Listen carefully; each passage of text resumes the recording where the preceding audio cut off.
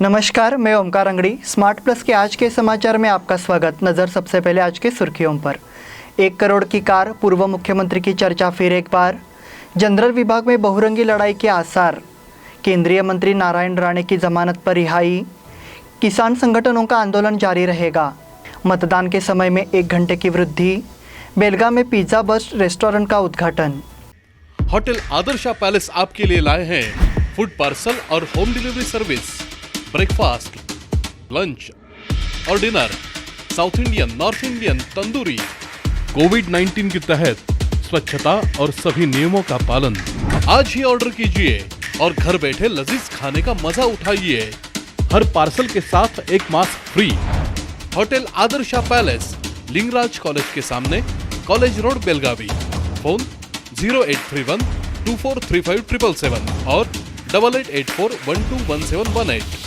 अब समाचार विस्तार से। कर्नाटक के पूर्व मुख्यमंत्री BS येडियुरप्पा को मालदीव के 5 दिवसीय दौरे से लौटने के बाद 1 करोड़ की टोयोटा हाइब्रिड कार भेंट मिली है। पता चला है कि येडियुरप्पा 2023 के विधानसभा चुनाव की तैयारी में राज्य का दौरा करने के लिए नई टोयोटा वेलफेयर कार का इस्तेमाल करेंगे। येडियुरप्पा सोमवार को मालदीव से लौटे तो उन्हें घर ले जाने के लिए केम्पेगौड़ा अंतर्राष्ट्रीय हवाई अड्डे पर एक नई सफ़ेद रंग की टोयोटा वेलफेयर कार खड़ी की गई थी। इस भेंट को लेकर गोपनीयता बनाए रखी गई है। बावजूद इसके सियासी गलियारों में इसकी चर्चा जोरों पर है। येडियुरप्पा ने 26 जुलाई को मुख्यमंत्री पद से इस्तीफा दे दिया था। तब से बसवराज बोम्मई मुख्यमंत्री बने हैं। कहा जा रहा है कि येडियुरप्पा आगामी चुनाव की तैयारी में राज्य भर में यात्रा करने के लिए कार का इस्तेमाल करेंगे। यह नई petrol hybrid Toyota welfare car मैत्री मोटर्स के नाम से पंजीकृत है। मैत्री मोटर्स शिवमोगा जिले में येडियुरप्पा के परिवार के स्वामित्व वाला एक ऑटोमोबाइल बिक्री व्यवसाय है। आधिकारिक RTO रिकॉर्ड के अनुसार येडियुरप्पा और उनके परिवार के मालदीव के लिए रवाना होने से 2 दिन पहले 16 अगस्त को दक्षिण बेंगलुरु RTO में कार पंजीकृत की गई थी। इसलिए उनके इस्तीफे के बाद उन्हें मिले करोड़ों बच्चों का तोहफा चर्चा का विषय बन गया है। जनरल विभाग में बहुरंगी लड़ाई के आसार। बेलगाम में मराठी भाषियों की पहचान का प्रतीक बेलगाम नगर निगम के चुनाव को लेकर अब माहौल गर्म रहा है। कई वार्डों में उम्मीदवारों की बिरादरी ने आंदोलन को गति दी है। अपने वार्ड के लिए सही उम्मीदवार होने का दावा करने वाली मंडलियां अब दूसरों की वापसी के लिए दौड़ रही है। साम दाम दंड भेद जैसे तरीकों को अपनाकर वापसी का गणित करने में अभी कुछ समय बाकी है। तो यह तस्वीर है कि वार्डों में आंदोलन ने रफ्तार पकड़ ली है।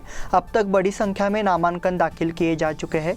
उम्मीदवारों की संख्या बड़ी है, खासकर सामान्य समूहों की उम्मीदवारों की संख्या ज़्यादा है। इसके चलते वहां वापसी का दबाव बढ़ गया है। बुधवार को आवेदन वापसी का पहला दिन था। गुरुवार को तस्वीर साफ हो जाएगी, जिसमें कई जगहों पर अधिक उम्मीदवारों में सामना होने वाला है। निगम के 58 वार्डों के लिए कुल 519 नामांकन दाखिल किए गए हैं। मंगलवार को उम्मीदवारी के आवेदन की जाँच हुई। चुनाव कार्यालय में विभिन्न स्थानों पर उम्मीदवारों के समक्ष आवेदनों की जाँच की गई। 468 आवेदन वैध थे और 7 आवेदन अमान्य थे। 44 लोगों ने 2 आवेदन दाखिल किए थे। केंद्रीय मंत्री नारायण राणे की जमानत पर रिहाई। मुख्यमंत्री उद्धव ठाकरे पर केंद्रीय मंत्री नारायण राणे के विवादित बयान ने राज्य में माहौल गर्म कर दिया था। नारायण राणे के खिलाफ शिवसेना के आक्रामक रुख का असर राज्य में कई जगहों पर देखा गया।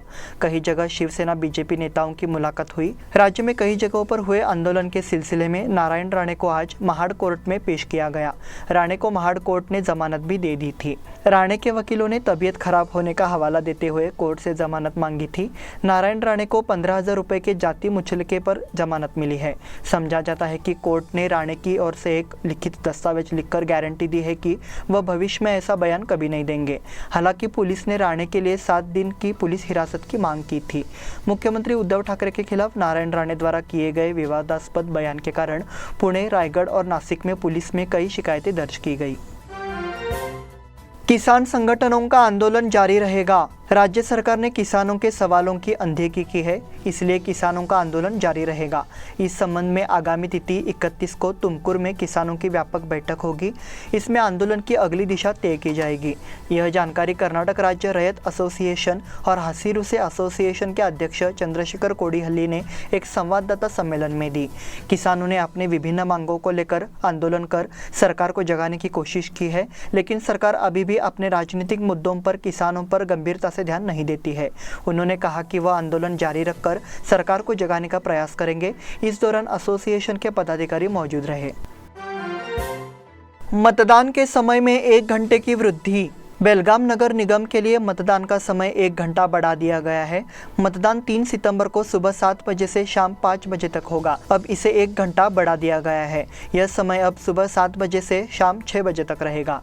कोरोना काल में सामाजिक दूरी बनाए रखने के लिए इस समय को बढ़ाया गया है। बेलगाम नगर निगम के 58 वार्डों के लिए चुनाव हो रहे हैं। वही वार्ड नंबर 23 और रायबाग पंचायत के वार्ड नंबर 9 को उपचुनाव होगा। यह चुनाव भी 30 सितंबर को होगा। तीनों चुनावों के लिए मतदान का समय 1 घंटा बढ़ा दिया गया है। कलेक्टर एमजी हिरेमठ ने मंगलवार को आदेश जारी किया। बेलगाम में पिज्जा बर्स्ट रेस्टोरेंट का उद्घाटन। बेलगाम शहर के अनगोल क्रॉस पर देश के प्रमुख फ्रेंचाइजी रेस्तरां पिज्जा बर्स्ट का उद्घाटन किया गया। उद्घाटन समारोह विधायक महांतेश कवडकीमठ के हाथों और महाराष्ट्र पट्ट संस्था फेडरेशन के अध्यक्ष ओम प्रकाश कोयते की अध्यक्षता में हुआ। इस अवसर पर रोटरी के पूर्व गवर्नर आनंद कुलकर्णी, हाल सिद्धनाथ चीनी मिल के पूर्व अध्यक्ष एवं वर्तमान निर्देशक सुकुमार पाटिल बुढ़ीहलकर, वीरशैव बैंक के पूर्व अध्यक्ष एवं वर्तमान निर्देशक सूर्यकांत पाटिल बुढ़ीहलकर उपस्थित थे। पिज्जा बर्स्ट के महारुद्र पाटिल, सरलताई पाटिल और अमरदीप पाटिल ने दर्शकों का स्वागत किया। नया रेस्टोरेंट पिज्जा बर्स्ट रोजाना सुबह 11 बजे से रात 9 बजे तक उपलब्ध रहेगा। अमरदीप पाटिल ने दर्शकों का धन्यवाद किया। अब वक्त हो गया छोटे से ब्रेक का। देखते रहिए smart plus. Hotel Adarsha palace आपके लिए लाए हैं फूड पार्सल और home delivery service, breakfast, lunch और dinner, south Indian, north Indian, tandoori. कोविड-19 के तहत स्वच्छता और सभी नियमों का पालन। आज ही ऑर्डर कीजिए और घर बैठे लजीज खाने का मजा उठाइए। हर पार्सल के साथ एक mask free. Hotel Adarsha palace, Lingaraj college के सामने, कॉलेज रोड, बेलगावी। फोन 0831 2435 और 8884121718। ब्रेक के बाद फिर से आपका स्वागत। नगर निगम सीमा का केंद्र बिंदु है और कर्नाटक सरकार यहाँ के मराठी लोगों की आवाज़ को दबाने की चाल चल रही है। इसलिए अपनी एकता और निष्ठा के बल पर हर वार्ड में एक मराठी प्रत्याशी का चुनाव करे और कर्नाटक की पारी को बाधित करे। ऐसा महाराष्ट्र एकीकरण समिति ने पत्र द्वारा केंद्रीय संसद से अपील की है। समिति ने पत्र द्वारा ऐसा किया है। नगर निगम चुनाव के लिए बड़ी संख्या में मराठी भाषियों ने आवेदन दाखिल किए हैं। चूंकि प्रत्येक वार्ड में कई मराठी उम्मीदवार हैं, इसलिए मतों के विभाजन की संभावना है। चूंकि नगर निगम सीमा का केंद्र बिंदु है, कर्नाटक सरकार और प्रशासन ने यहाँ मराठी लोगों की आवाज़ को दबाने की कोशिश की है। इसके लिए उन्होंने वार्ड के ढांचे को बदलकर उसमें तोड़-फोड़ कर और तरह तरह के आरक्षण लगाकर काम करने की कोशिश की है। मराठी उम्मीदवारों, मतदाताओं और कार्यकर्ताओं को जिम्मेदारी से आगे बढ़ने की जरूरत है। केंद्रीय समिति के अध्यक्ष दीपक दलवी, कार्यकारी अध्यक्ष मनोहर किनेकर, महासचिव मालोजी अष्टेकर, प्रकाश मरगाले, एडवोकेट राजाभाऊ पाटिल ने अपील किया है। यमके नंबियार स्मृति मूट कोर्ट प्रतियोगिता होगी दिनांक 27 से 29 अगस्त तक। कर्नाटक लॉ सोसाइटी संचालित आर्यल कानून महाविद्यालय की ओर से 27 से 29 अगस्त तक राष्ट्रीय स्तर पर मूट कोर्ट प्रतियोगिता का आयोजन किया गया है।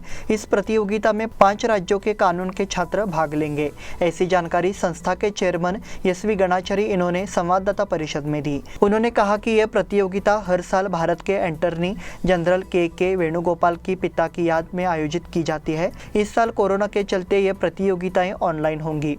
इसमें कानून की पढ़ाई करने वाले छात्र हिस्सा लेंगे।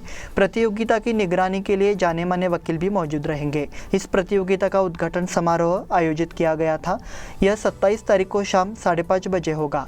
समापन समारोह यह 29 तारीख की शाम को होगा, ऐसी उन्होंने जानकारी दी। इस समय कानून कॉलेज के प्राचार्य डॉक्टर AH हवालदार और आयोजक प्राध्यापिका अश्विनी परब मौजूद थे। उचगांव में स्वागत कमानी पर मराठी पत्रों को हटाने का प्रयास। मुट्ठीभर कन्नड़ लोगों ने जिला पंचायत प्रशासन से शिकायत की कि मराठी और कन्नड़ दोनों भाषाओं में साइन बोर्ड पर कन्नड़ अक्षरों का आकार तालुका के उचगांव नाका में बनाए गए स्वागत मेहराब पर क्रम था और कन्नड़ अक्षरों को मराठी से बड़ा बनाने का आदेश दिया। इसलिए ग्राम पंचायत द्वारा मराठी पत्रों को हटाने का प्रयास किया गया। उन्हें मराठी भाषियों से कड़ी आपत्तियां मिली है। 1 साल पहले उचगांव ग्राम पंचायत ने उचगांव गाँव के प्रवेश द्वार पर स्वागत मेहराब बनवाया है। इस मेहराब पर उचगांव ग्राम पंचायत और मलेकरनी देवस्थान की ओर से आने वाले नागरिकों का स्वागत किया गया। आखिरकार गुस्साए मराठी भाषियों ने अक्षरों को बदलने के लिए खड़ी की गई लकड़ी की सामग्री को हटा दिया। इससे देर रात तक तनाव बना रहा। उन्होंने मराठी अक्षरों को हटाकर कन्नड़ अक्षरों को मराठी से बड़ा बनाने की कोशिश की। इस पर मराठी लोगों ने तीखा रोष प्रकट किया। शहर के संवेदनशील इलाकों में पुलिस का संचालन। पुलिस उपायुक्त विक्रम आमटे के मार्गदर्शन में मंगलवार को शहर के संवेदनशील इलाकों में सड़कों पर संचालन किया गया। नगर निगम के चुनावों के दौरान शहर में कानून व्यवस्था बनाए रखने के लिए आह्वान किया गया।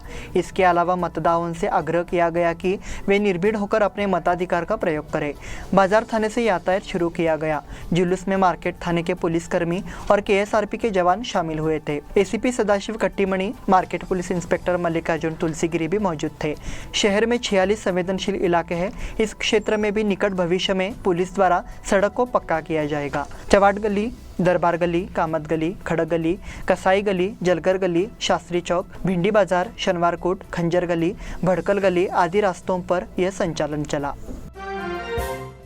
100 रुपए के स्टैंप पर मकानों को नियमित करने की मांग। 100 रुपए के स्टैंप पर खरीदी किए गए मकान को नियमित करने के लिए यही मांग है।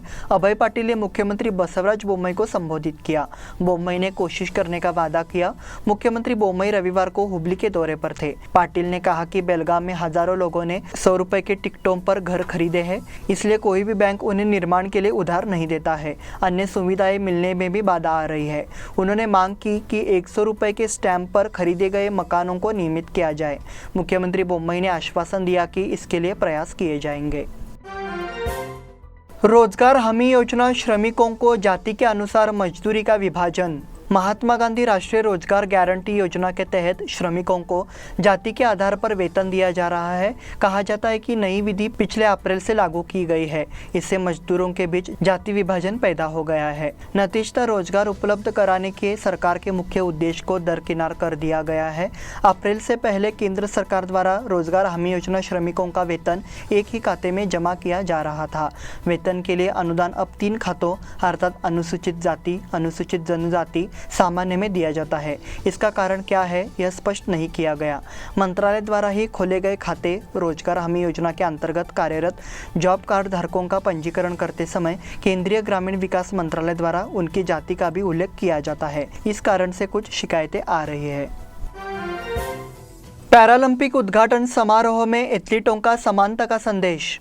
दुनिया भर के प्रशंसकों ने नेशनल स्टेडियम में टोक्यो पैरालंपिक खेलों के भव्य उद्घाटन समारोह को देखा, जिसमें 1 साल की देरी हुई। हमारे पास भी पंख है कि अवधारणा पर आधारित इस समारोह में सभी एथलीटों की समानता का संदेश दिया गया। कुछ हफ्ते पहले ओलंपिक के सफल आयोजन के बाद अब 5 सितंबर तक टोक्यो में पैरालंपिक की हवाएं चलेगी।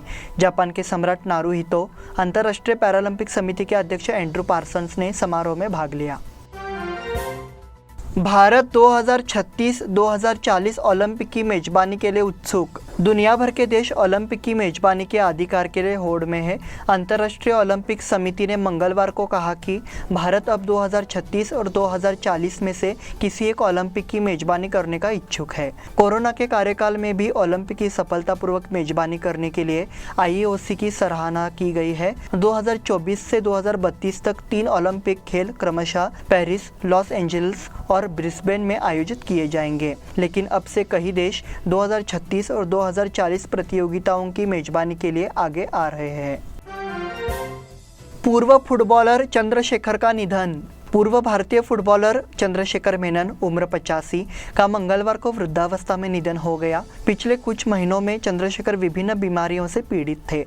मंगलवार को कोच्चि स्थित उनके आवास पर उन्हें मृत घोषित कर दिया गया। चंद्रशेखर ने 1962 के एशियाई खेलों में स्वर्ण पदक जीतने वाली भारतीय फुटबॉल टीम का प्रतिनिधित्व किया।